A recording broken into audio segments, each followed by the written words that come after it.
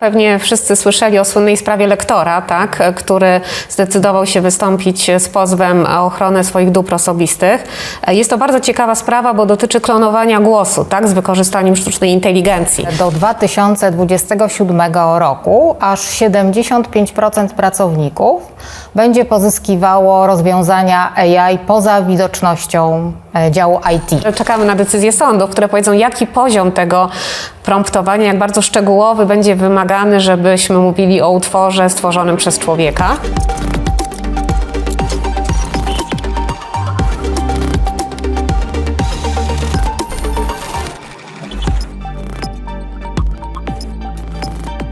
Cześć, tu Integrity TV Łukasz Kopeć i Łukasz Pietrzak z Integrity Partners. Rozpoczynamy niebezpieczne rozmowy.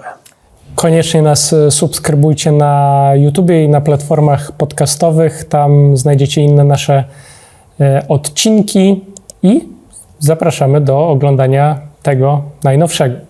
A w tym najnowszym porozmawiamy sobie troszkę szerzej na temat Shadow AI oraz aspektów prawnych związanych z wykorzystaniem sztucznej inteligencji. A ponieważ ekspertami od prawa bezpośrednio nie jesteśmy, Łukaszu, to zaprosiliśmy ekspertów od prawa.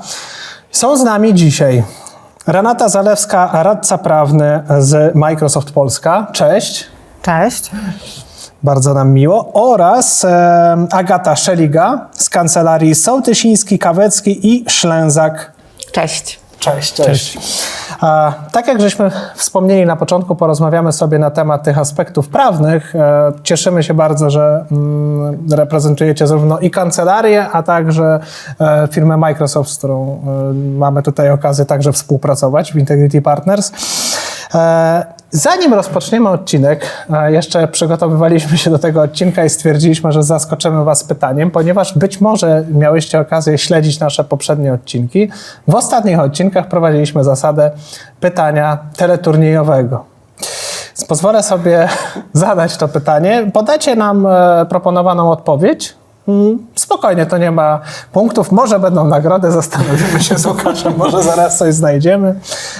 Pytanie dotyczy AI. Ciekawi jesteśmy w Waszej odpowiedzi. Pytanie teleturniejowe. W którym roku i w jakim kraju zapadł jeden z pierwszych na świecie przełomowych wyroków dotyczących ochrony treści współtworzonych przez AI? A. 2022 Stany Zjednoczone, B. 2019 Chiny, C. 2024 Niemcy, D. 2021 Japonia. Jak myślicie? Możecie się naradzić. To jest telefon. Przyjaciela. Czuję jakiś podstęp. To nie może być taka oczywista odpowiedź. No, wszystkie są przed czatem GPT, więc z wyjątkiem tego 24, który jest w Niemczech, ale w Niemczech taki przełomowy był w zeszłym roku. Te Chiny mnie trochę kuszą, bo one mogą być podstępne. A możemy jakieś dwie odpowiedzi, no. Dobrze. A Stany wydają się takie zbyt oczywiste, prawda? Ja bym powiedziała, że Stany, i tam są dwie opcje Stanów, tak? Stany i 22 Japonia rok jeszcze Stany, była, 19 Chiny, 24 Niemcy i 21 Japonia. To ja pójdę w tą Japonię. Okej. No ja może przy tych Stanach pozostanę, które są takie bardzo Okej. oczywiste. Dobra. Odpowiedź poznamy na koniec Dokładnie. tego odcinka. Łukasz. To możemy zacząć taką część merytoryczną już naszych pytań. Całkiem niedawno na rynku pojawiła się pewna książka, która w zawartości ma w sobie nieistniejące źródła wygenerowane przez AI. W Stanach Zjednoczonych podczas różnego rodzaju procesów sądowych są wałkowane jakby cytaty też nieistniejące z pism sądowych, które też zostały wygenerowane przez AI. To na pierwszy rzut oka wygląda na rażący błąd. Czy można takich błędów uniknąć? To ja może na początku dodam, że te pisma procesowe z nieistniejącymi orzeczeniami pojawiły się również w Polsce, więc nie jest to już tylko taka bolączka Stanów Zjednoczonych. I odpowiadając na Twoje pytanie, czy można tym błędom zapobiec, tak, ale wymaga to takiego aktywnego działania, a przede wszystkim świadomości. Te zjawiska, o których rozmawiamy, są tak zwane halucynacje AI. AI generuje najbardziej prawdopodobną sekwencję słów, a jeżeli nie wie, to wymyśla takie, które pasują do danego kontekstu. Często brzmią bardzo wiarygodnie, a w rzeczywistości są fałszywe. I może kilka takich kroków, które trzeba podjąć, aby przynajmniej ograniczyć takie ryzyko halucynacji. Po pierwsze, weryfikacja. Każda treść wygenerowana przez sztuczną inteligencję powinna być weryfikowana przez człowieka.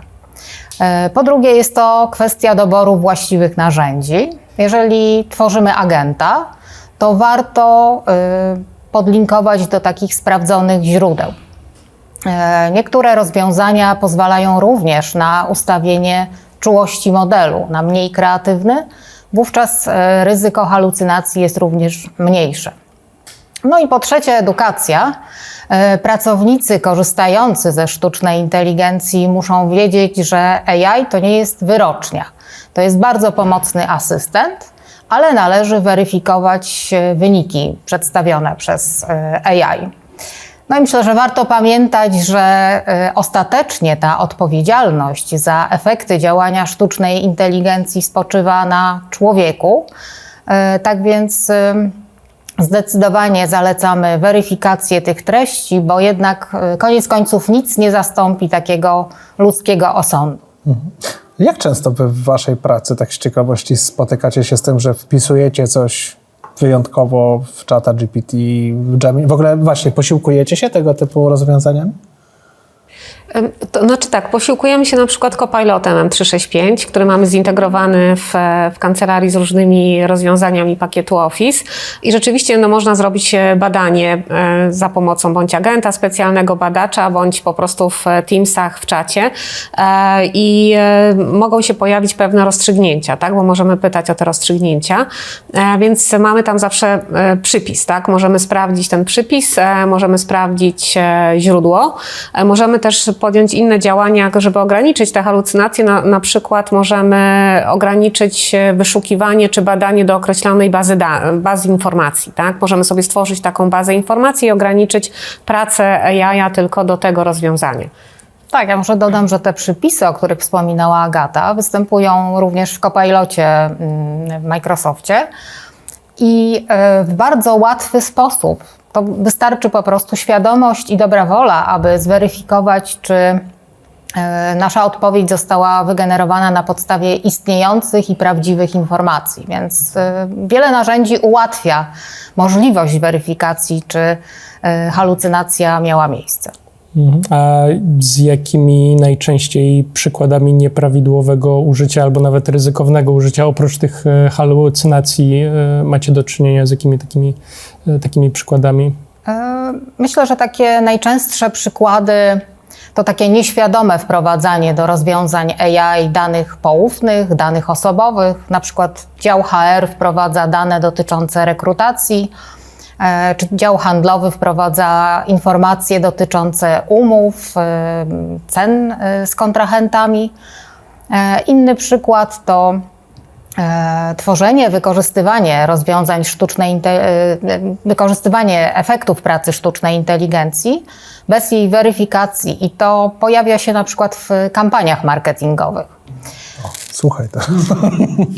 Natomiast też to, o czym żeśmy rozmawiali, ta automatyzacja treści dotyczących kwestii prawnych, która dzieje się w niektórych organizacjach, nie ma tam nadzoru prawnika i rodzi to oczywiście takie ryzyko właśnie powstania pism, które zawierają błędy merytoryczne, nieprawidłowe odwołania do nieistniejących przepisów.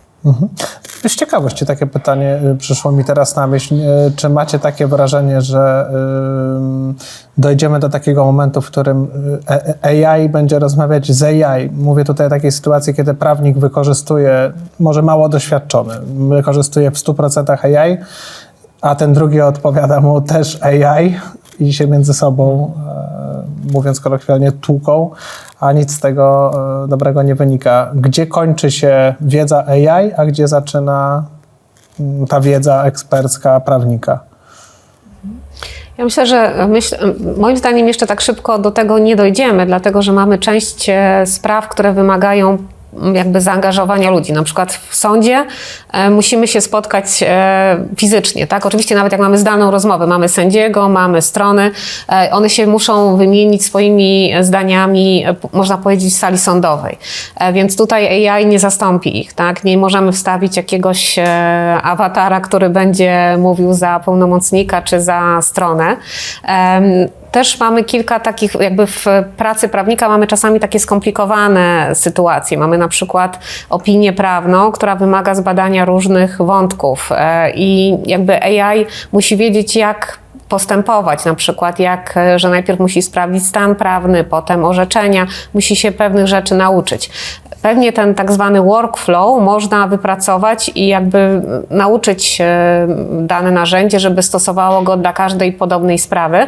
Natomiast no to raczej nie będziemy mieli takiej sytuacji, że jedno AI rozmawia z drugim AI bezpośrednio, żeby rozstrzygnąć sprawę, przynajmniej nie teraz jeszcze. A to jak już jesteśmy na sali sądowej, czy w Polsce są już jakieś wyroki dotyczące wykorzystania sztucznej inteligencji w sposób nieautoryzowany, nielegalny?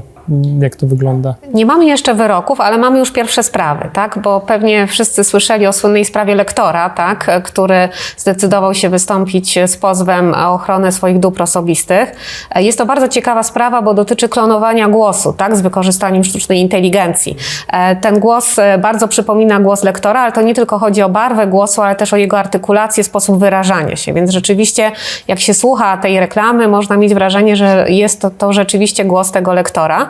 I to jest bardzo ciekawe też zagadnienie prawne, dlatego że generalnie głos może podlegać ochronie jako tak zwane dobro osobiste człowieka. To są artykuły 23, 24 Kodeksu Cywilnego, które pewnie wielu osobom niewiele powiedzą.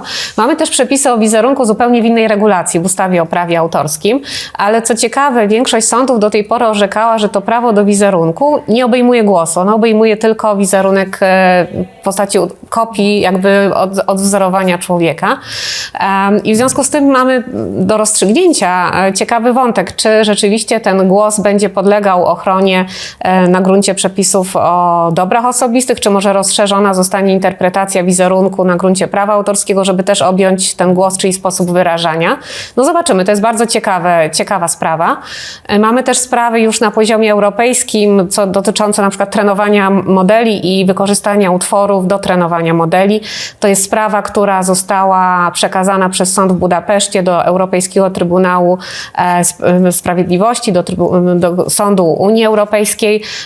Pewnie wyrok będziemy mieli na koniec tego roku, początek przyszłego roku. Ja się spotkałem na jednej ze stron u Krystyny Czubówny. Jest taki duży czerwony napis, że nie wyraża zgody na wykorzystanie swojego głosu do sztucznej inteligencji. Z perspektywy prawa, biorąc pod uwagę to, co powiedziałaś, jak duża jest szansa na to, że faktycznie jeszcze musi czekać na jakieś orzeczenie, czy taki zapis się sprawdzi? Znaczy, można mieć wątpliwości, czy taki zapis się sprawdzi, dlatego że przy tym wyjątku, który dotyczy trenowania modeli, jest wskazane, że ten ewentualne takie prawo sprzeciwu, mówimy często po angielsku opt-out, bo jest wygodniej, musi być w języku maszynowym zastrzeżony, tak? Więc jeżeli i był taki przypadek w Niemczech, gdzie zastrzeżono to właśnie w języku naturalnym na stronie internetowej i tam sąd niemiecki uznał, że to nie było właściwe zastrzeżenie. Oczywiście z perspektywy naruszenia dóbr osobistych może się okazać, że to wystarczy, no ale zobaczymy. Także tutaj nie byłabym wcale taka pewna, że jest to wystarczający sposób obrony przed wykorzystaniem głosu na potrzeby trenowania sztucznej inteligencji. Czy można powiedzieć, że my jesteśmy na takim wstępnym etapie rozpoznawania, co AI może tutaj wykorzystywać, a co nie? Jakie są tutaj aspekty prawne, to dopiero będzie się tworzyło? To się dopiero tworzy. Jak ja to mówię, to jest to law in action teraz. Także dopiero wypracowujemy rozwiązania. Jakie mogą być konsekwencje prawne dla firm, które właśnie w sposób nieautoryzowany wykorzystują sztuczną inteligencję w swojej organizacji?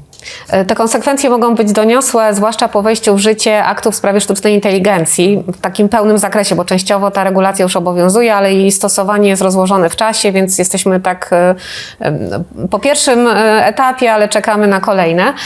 No przede wszystkim ta regulacja mówi o tym, w jaki sposób nie wolno używać, do jakich celów nie wolno używać sztucznej inteligencji. I mamy na przykład, no niektórzy myślą, że to jest science fiction, tak, że możemy wykorzystywać sztuczną inteligencję do przewidywania ryzyka popełnienia przestępstwa przez daną osobę, biorąc pod uwagę jej cechy osobowościowe, czy też na przykład możemy za pomocą technik podprogowych wpływać na jakąś osobę, żeby podjęła decyzję, której normalnie by nie podjęła, jakąś na przykład szkodliwe rozporządzenie majątkiem albo nawet wyrządzenie sobie szkody. I generalnie według regulacji unijnych, według tego naszego aktu w sprawie sztucznej inteligencji, takie praktyki są w ogóle zakazane. Więc tych czynności nie możemy, jakby nikt nie może ich realizować i gdyby ktoś rzeczywiście naruszył przepisy w tym zakresie, które już obowiązują, tutaj mogę dodać, no to grozi mu na przykład kara grzywny do 35 milionów euro lub 7% światowego obrotu, czyli całkiem dotkliwe kary, wyższe nawet niż w RODO. Druga grupa regulacji, która jest istotna, to są regulacje dotyczące systemu wysokiego ryzyka i tutaj to już dotyka naszego życia, tak? Bo tutaj mówimy o systemach na przykład dotyczących scoringów kredytowych, na przykład używanych w rekrutacji do oceny CV, także tutaj te rozwiązania już są stosowane w praktyce i mają wpływ konkretnie na nasze życie, na nasze finanse i tak dalej. Tutaj też mamy określone obowiązki, trochę inne dla dostawców, trochę inne dla podmiotów stosujących i tutaj też grożą sankcje finansowe w przypadku naruszenia tych przepisów. Te przepisy dopiero mają wejść w życie, to jest 2 sierpnia 2026 roku na razie, natomiast jest plan, żeby to odsunąć w czasie nawet na 2027 rok. Zobaczymy, jak tutaj, jak regulacje będą wyglądały ostatecznie w tym zakresie. No mamy też takie kwestie związane z danymi osobowymi, bo często w prompcie mamy dane osobowe, często do trenowania modelów wykorzystywane są materiały zawierające dane osobowe, więc tutaj też w zależności od tego, kto jest administratorem, kto jest podmiotem przetwarzającym, mogą być też sankcje finansowe nawet do 4% światowego obrotu, 20 milionów euro, także całkiem dotkliwe. I mogą być też roszczenia prywatne, bo to mogą być roszczenia na przykład osoby fizycznej, której dane są nielegalnie przetwarzane w narzędziach Shadow AI. To może być też roszczenie właśnie twórców na gruncie prawa autorskiego, tak? O naruszenie ich praw autorskich w wyniku na przykład trenowania modelu. Tak, no to może ja tylko dodam, że Microsoft w odpowiedzi na tą właśnie taką niepewność, która jest związana z kwestią praw autorskich, wprowadził takie zobowiązanie nazywane Microsoft Customer Copyright Commitment i oznacza ono, że w sytuacji, kiedy klient zostanie pozwany z tytułu naruszenia praw autorskich w związku z korzystaniem z rozwiązań sztucznej inteligencji Microsoftu, to wówczas Microsoft podejmuje się obrony, pokrywa koszty sądowe, ale również koszty odszkodowań. Tylko pamiętajmy, że to nie jest takie bezwarunkowe. Chociażby takim warunkiem podjęcia tych wszystkich działań jest to, aby klient w sposób świadomy nie naruszał czyichś praw autorskich czy praw do znaków towarowych. Ale jest to już pewien taki stopień ochrony, który, myślę, daje pewien komfort klientom. No właśnie, dobrze, że troszeczkę żeśmy do tego momentu wrócili, zahaczyli o ten Microsoft de facto, bo chciałem troszkę tutaj szerzej dopytać i myśmy tutaj z Łukaszem przeszperali internet wzdłuż i wszerz, tak?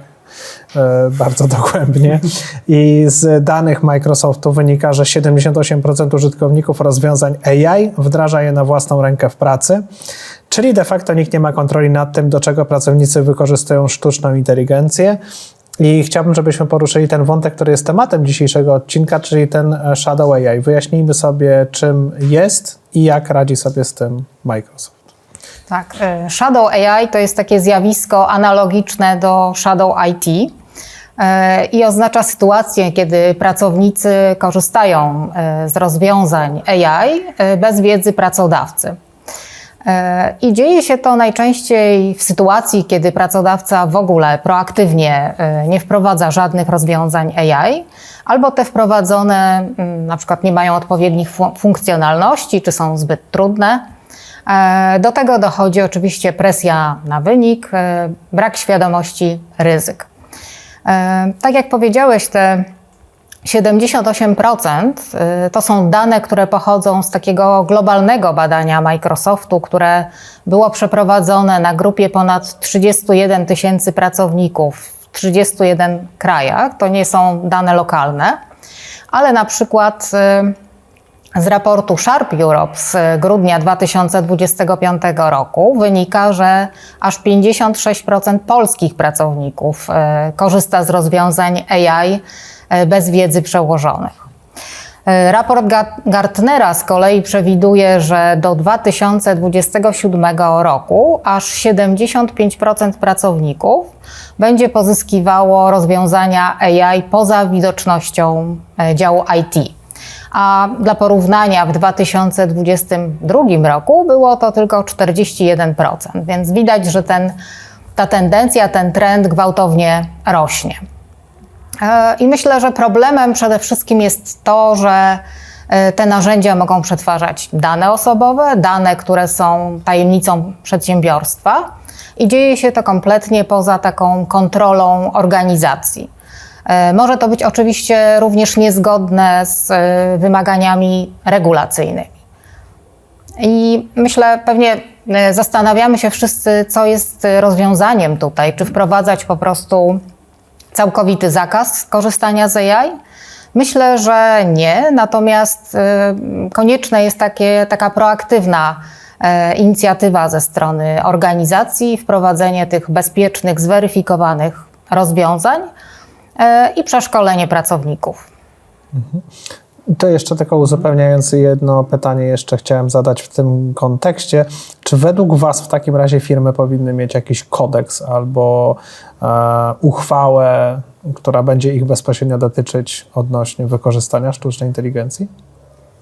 To znaczy na pewno jest to rekomendowane, tak? Dlatego, że mamy kilka wątków, które musimy przemyśleć stosując sztuczną inteligencję. No chociażby mamy właśnie akt w sprawie sztucznej inteligencji, systemy wysokiego ryzyka, bo się może okazać, że na przykład nawet taki Copilot, jeżeli go używamy standardowo, to oczywiście on nie jest systemem wysokiego ryzyka, ale jak ktoś zacznie przetwarzać dokumentację medyczną, na przykład, żeby robić podsumowania z akt medycznych, no to może być już systemem wysokiego ryzyka, tak? Więc tutaj sposób użycia determinuje nam określoną kwalifikację. Mamy dane osobowe, o których też mówiła Renata.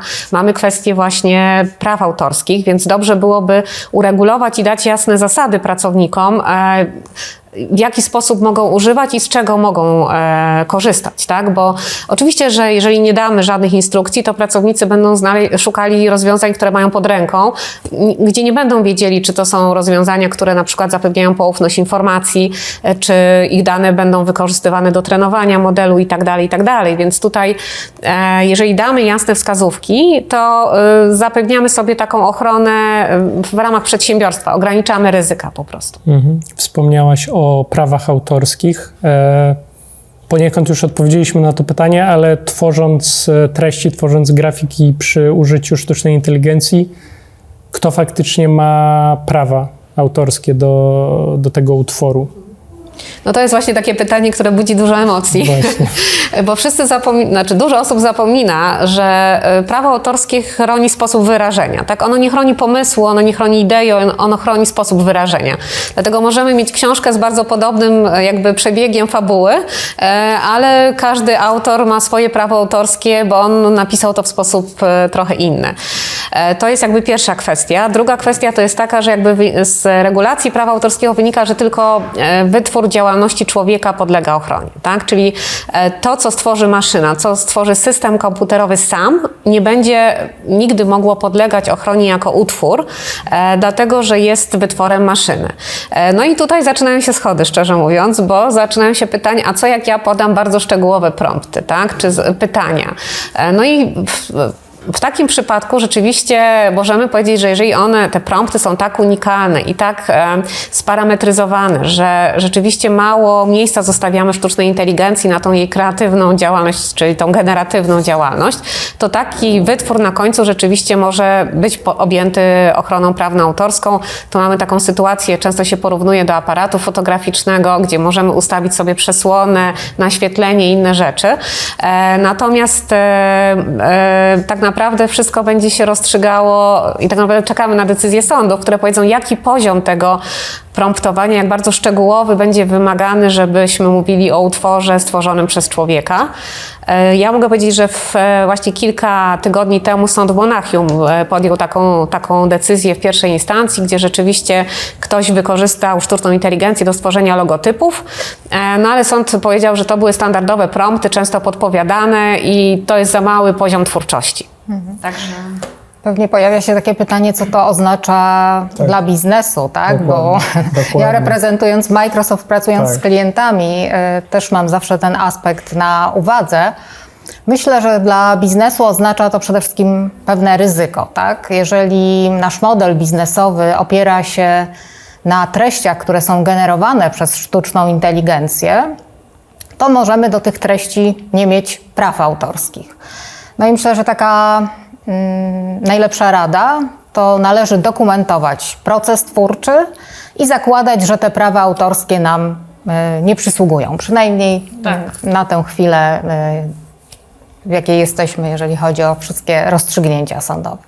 Czyli przy okazji jakiegoś filmiku wygenerowanego powinniśmy sobie ten cały zapis tych promptów gdzieś tam zarchiwizować, tak? Nawet tak jeżeli byłoby tworzymy najlepiej, coś... tak. Żeby mieć chociaż tą możliwość argumentacji, że jednak jest to działalność twórcza, ale zgadzam się, no biorąc pod uwagę też te ostatnie rozstrzygnięcia, które idą w tym kierunku, że to rzeczywiście musi być bardzo wysoki i specyficzny poziom zaangażowania w tą interakcję ze sztuczną inteligencją i takie proste prompty nie wystarczą, no to raczej trzeba założyć, że nie podlega to ochronie. To ja to pytam, a co z inspiracją?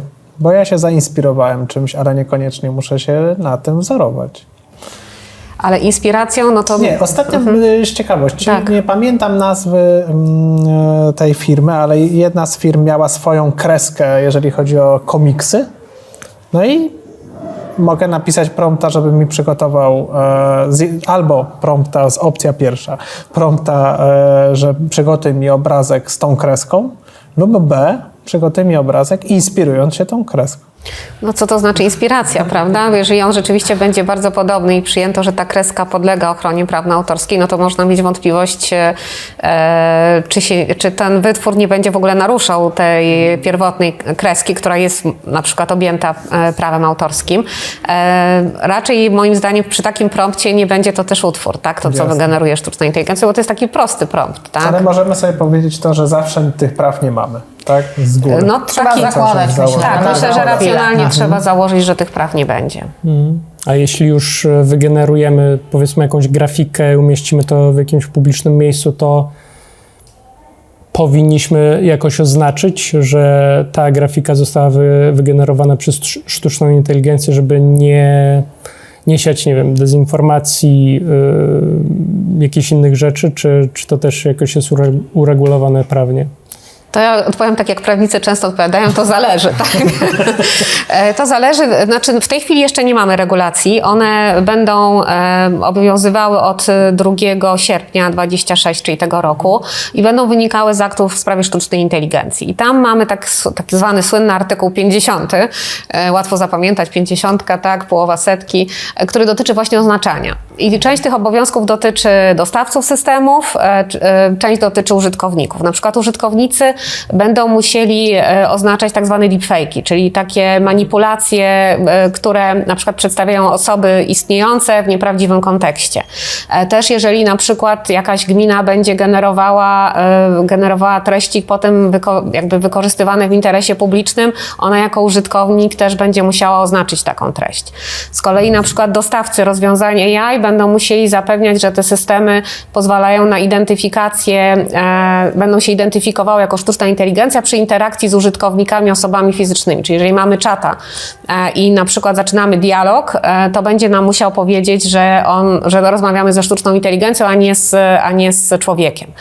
To już w praktyce jest stosowane na rynku, bo widzicie na pewno na przykład jak rozmawiamy z niektórymi bankami, które już mają to wdrożone, czy sklepami internetowymi, to od razu mamy informację, że rozmawiasz ze sztuczną sztuczną inteligencją, czyli jakby ta praktyka rynkowa wyszła troszeczkę, rozpoczęto stosowanie tej regulacji wcześniej.